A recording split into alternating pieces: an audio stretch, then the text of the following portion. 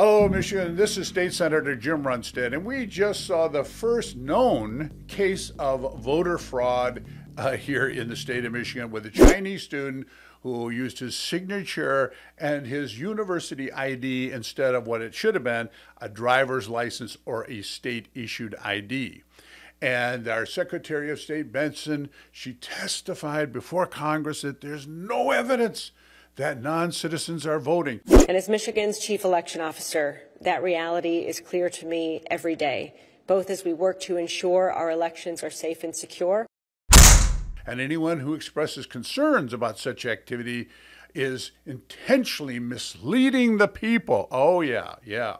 So what happened? Back in 2020, the far-left George Soros organization Promote the Vote, with their massive millions in spending and their very compliant and obsequious media we have in Michigan, launched their campaign in support of Proposal 2. The campaign overwhelmingly misrepresented Proposal 2's provisions.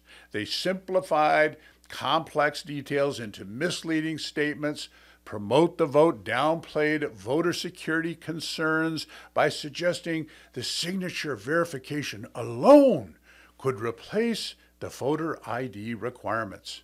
But then Secretary of State Joycelyn Benson reportedly instructed the clerks to simply overlook discrepancies in the signature verification, so it didn't do any good to even have that signature. It was almost comical to see what happened when this ballot proposal was being discussed between the media and the activists for Promote the Vote. They would be on media outlet after media outlet, and I saw the exact same thing replay over and over. It didn't matter who the moderator for the media was or who the activist was. The media moderator would say, well, Mr. Activist, Mrs. Activist, the other side is saying that this Proposal 2 eliminates voter ID.